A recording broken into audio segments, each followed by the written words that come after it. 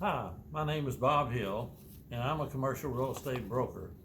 And this video is one of many that will be about lease language. But first, let me tell you a little bit about a guy named Arthur L. Corbin. He was a full professor at Yale from 1909 to 1943. He was the founder of Yale Law Institute, and he is quoted and has been quoted for years extensively about contract law, still applicable today. Here's a quote from Arthur. "The construction of a contract is one of the most difficult problems known to the law. Nowhere is this more applicable than in commercial real estate lease contracts. That is because their lengthy terms and broad scope vastly expand the volume of circumstances occurring subsequent after acceptance, along with their attendant operative legal effects. So much of what is outlined and stated in a lease will come into play only if some future event happens, which it may or it may not. Now, a lease is just a contract. When I say it's just a contract, it's between two parties, you, the tenant, and the landlord. And it's whatever you agree are the terms and conditions, and that becomes the lease. Now, like any contract, a lease can be amended, it can be extended, it can be terminated, in fact, or canceled if, in fact, the parties agree. So the challenge that we have is that when we read a lease, it's not about being able to read the language.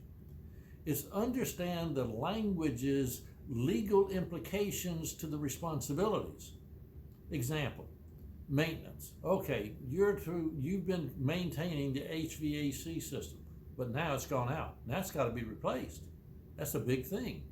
So what happens is that you go get your lease, the landlord goes and gets his lease, same lease, you both signed it, and now you simply read it, and possibly you end up with very different interpretations of who's responsible for what.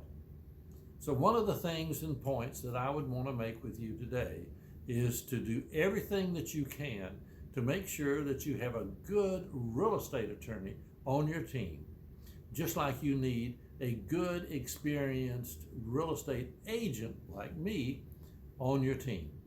There will be more videos like this.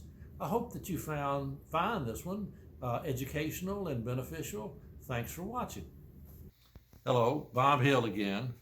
This is just a short video to address one particular area that you will find in a lease.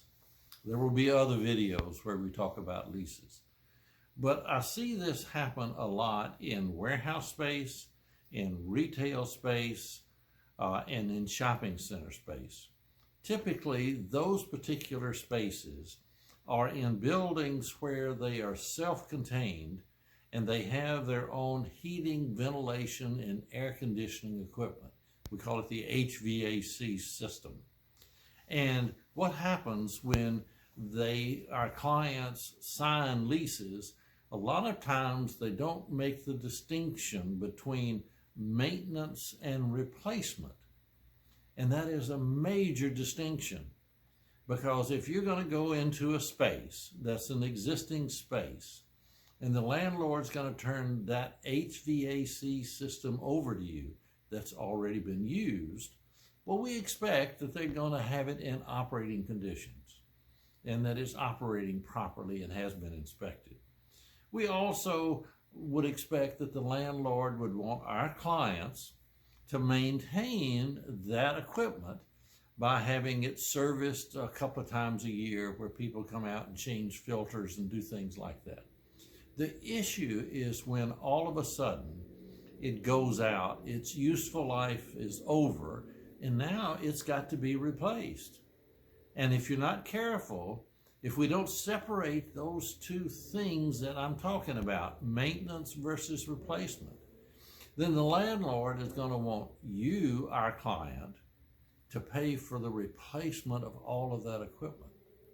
Now, you should probably have to pay something for the replacement cost, toward the replacement cost, because you would have used the equipment. But you didn't get brand new equipment with all the warranties. You got used equipment. And if you leave before that equipment useful life is over, then the next tenant that comes in is going to benefit from you paying for all of the HVAC system replacement. So it's important to make sure that there's a distinction, which further goes to what we said earlier, that you need a team of specialists. One member of that team needs to be a good real estate attorney that understands leases, real estate leases.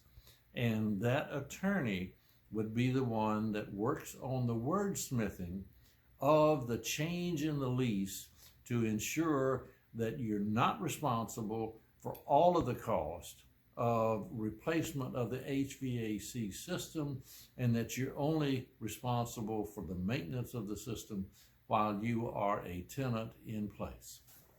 I hope you found this video of value. If you or any of your friends need representation, contact me at bob.h@hillcorporatepartners.com.